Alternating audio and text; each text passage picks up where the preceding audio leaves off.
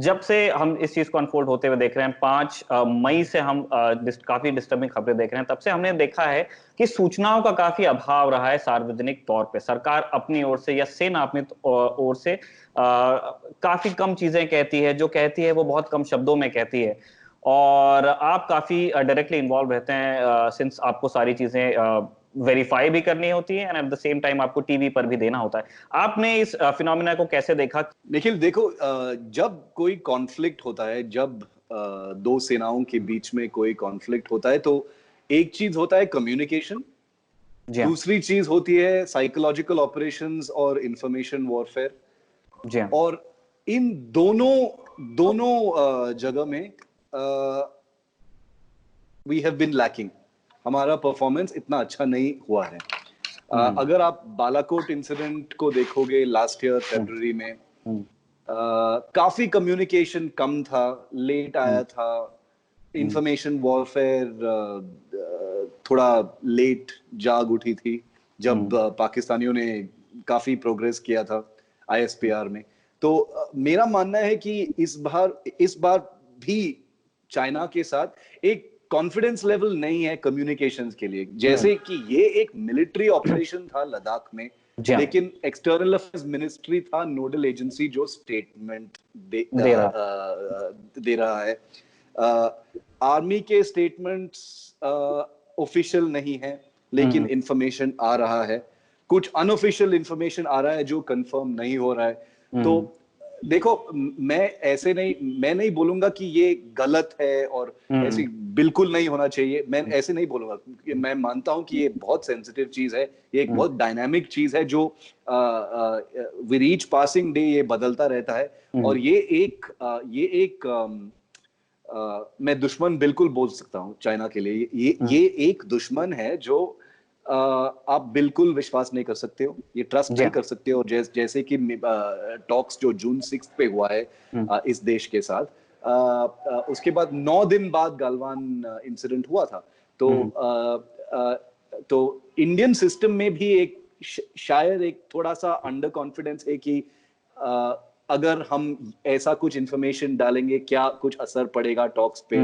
अगर ये एक वीडियो रिलीज करेंगे या कंफर्म करेंगे कि ये मुठभेड़ का वीडियो है, वो गलवान का ही है या पैंगोंग का ही है, क्या इसका कुछ इम्पैक्ट हो सकता है? क्या चाइनीज लोग चिढ़ जाएंगे टॉक्स में? ये सब कंसिडरेशंस हैं सिस्टम में।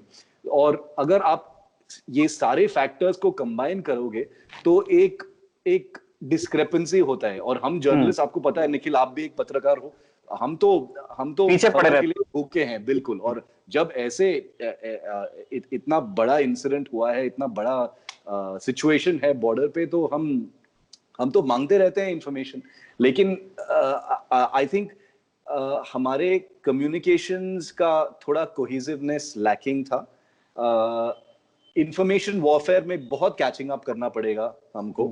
और मैं मेरे दोस्तों को बोलता हूं सेना में कि इंफॉर्मेशन वॉरफेयर एक चीज है जो आपको करना चाहिए। Information warfare, we can not be under confident about information warfare. जैसे आप देखते हो चाइना से अभी जो कम्युनिकेशन हो रहा है वो उनके सरकार से नहीं हो रहा है, वो ग्लोबल टाइम्स से हो रहा है। ग्लोबल टाइम्स तो एक discredited state agency, state media agency है, जो लोग मतलब एंटरटेनमेंट बन चुका है। लेकिन उसी से आप पैटर्न्स निकाल सकते हो कि एक थिंकिंग कैसा है चाइना में, वो किस चीजों पे फोकस डालते हैं, जैसे कि एक बड़ा एक्सरसाइज जो है तिब्बत में, वो वीडियो जो वायरल चला गया था, आपको याद?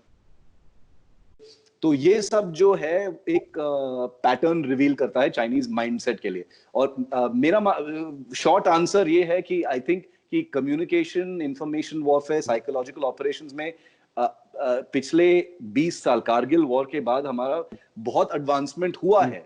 लेकिन ये जो देश है जो हम डील कर रहे हैं, ये एक मशीन जैसा है। वहां पे डेमोक्रेसी नहीं है, वहां पे फाइल लेके क्लियरेंस जाने के लिए कोई है नहीं लोग कि सर क्या ये हम रिलीज कर सकते हैं पत्रकारों को। ऐसा कुछ नहीं होता है वहां पे, बिल्कुल क्लैरिटी होता है। मैं नहीं बोल रहा हूं कि हम उस सिस्टम को इम्यूलेट करना चाहिए, हम एक डेमोक्रेसी हैं और कभी नहीं उस साइड जाना चाहिए।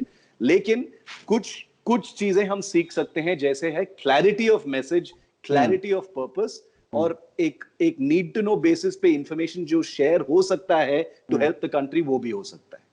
ठीक, इसी बात पे मैं संदीप आपसे भी रिएक्शंस लेना चाहता हूँ। साइकोलॉजिकल ऑप्स एक फील्ड है जहां जैसे शिव बता रहे हैं आपको जरूरत है काम करने की, लेकिन अगर इसे इस तरह से कहा जा सकता है तो एक पारदर्शिता का थोड़ा अभाव दिखा, जो देश की जनता को, इस देश की सरकार को बताना चाहिए था, और इसने जो वैक्यूम पैदा किया उसमें हमने देखा बहुत सारे वेटरन्स हैं सोशल मीडिया पे, उन्होंने अपने सोर्सेस के आधार पे बहुत सारी चीजें ना सिर्फ पब्लिक की, और वो उस चीज को डिस्कस भी कर रहे थे, उस स्ट्रैटेजी को, टैक्टिक्स को, एग्रीमेंट्स को। इस फिनोमेना को आप कैसे देखते हैं कि जब सरकार की तरफ से सूचनाओं का अभाव होता है तो सोशल मीडिया पे जिन लोगों का बैकग्राउंड रहा है फोर्सेस से, या जो लोग उस चीज के एक्सपर्ट्स हैं, वो एक पैरेलल एक विमर्श खड़ा करते हैं। ये शायद पहली बार हम देख रहे हैं या ये पहले भी हुआ है? नहीं निखिल, मुझे नहीं लगता ये पहली बार हुआ है, क्योंकि आपको याद होगा बालाकोट के बाद भी बिल्कुल ऐसे ही माहौल, बहुत सारे वेटरन्स आए और उन्होंने कहा देखिए हमें नहीं लगता है कि हमने कोई बम गिराया वहां पे या कोई मरा या वहां पर या ने कुछ इफेक्ट किया है उसका। लेकिन जो मैसेज करना चाहिए था, जैसे शिव ने बिल्कुल सही कहा, जो हमें मैसेज करना चाहिए था वो पॉलिटिकल मैसेज तो चला गया, उसमें स्ट्रेटेजिक मैसेजिंग किया अपनी कि पाकिस्तान को हमने बता दिया कि देखिए अगर आप इस तरह के टेररिस्ट इंसिडेंट्स करोगे तो हम जवाबी हमला होगा, और ऐसा नहीं कि ग्राउंड बेस्ड होगा, ये अब हमने इस बार एयरफोर्स यूज किया, अगली बार नेवी यूज करेंगे। तो वो मैसेजिंग जो है जनरल हेडक्वार्टर्स रावलपिंडी को मिल गया है कि हम देखिए चुप नहीं रहेंगे। लेकिन प्रॉब्लम यह है कि जब आप कम्युनिकेट नहीं करते हो, जैसे कि वेडनेसडे जो मुझे अभी भी याद है कि मैं उसे एक्चुअली ब्लैक होल दिवस कहता हूं, क्योंकि जब हमारी एक फाइटर शूट डाउन कर दिया, MiG-21 जो विंग कमांडर नचिकेता कैप्चर किए गए, सारी जो इंफॉर्मेशन आ रही थी वो पाकिस्तानी सोर्सेस से आ रही थी, हमारे यहाँ पे कोई इंफॉर्मेशन नहीं था। मतलब शायद एक बहुत सारा कंफ्यूजन पैदा हो गया था उनके माइंड में कि क्या कहें, कैसे सिग्नल करें, क्या कहना चाहिए, और उनको मतलब ऑलमोस्ट 2 दिन बाद थर्सडे शाम को उन्होंने ब्रीफिंग किया, ट्राई सर्विसेज ब्रीफिंग। तो इसमें भी बहुत सारा मतलब हम बात करते रह सकते हैं इस पे, अलग का विषय है ये। लेकिन इस बार बिल्कुल जैसे शिव ने कहा कि ऐसे ही हुआ, बिल्कुल ऐसे ही हुआ कि हमें क्लैरिटी नहीं था कि हमें कहना क्या चाहिए और कब कहना चाहिए, कौन कहेगा। डिफेंस मिनिस्ट्री ने तो मतलब आर्मी ने कोई ऑफिशियल स्टेटमेंट नहीं रिलीज किया, जैसे आप जानते हैं चाइना के मामले में एमईए सारे जो मैसेजिंग है वो हैंडल करती है, और एमईए तो एक स्टेटमेंट रिलीज कर दिया, और उसके बाद मतलब एक बहुत सारा एक वैक्यूम सा पैदा हो गया, और बहुत सारे डिबेट्स आ गए एक्स सर्विसमैन के, वेटरन्स के, और मतलब मीडिया वाली जो डिबेट है एक्चुअली वो होना चाहिए। That's I totally agree with that kind of debate, कि हमारी जो है at the end of the day हम में और चाइना में यही फर्क है कि हम एक आर्ग्यूमेंटेटिव नॉइजी डेमोक्रेसी है, डेमोक्रेसी है लेकिन नॉइजी है, आर्ग्यूमेंटेटिव है, और ये करना भी चाहिए कि हमें सरकार को हमें पूरा हक बनता है, हमारा हक बनता है हम सरकार से ये सवाल पूछे कि इंटेलिजेंस अलर्ट क्या, इंटेलिजेंस फेलियर थी, ये बाद में डिस्कस कर सकते हैं, ये सवाल उठाने की बहुत जरूरत है। जैसे कारगिल वॉर के बाद भी उन्होंने एक कारगिल रिव्यू कमेटी की थी, बिल्कुल, कि आपने मतलब आपको क्यों नहीं पता लग गया कि इंट्रूडर्स आए थे और इंटेलिजेंस अलर्ट थे। इस बार भी ऐसा हो सकता है।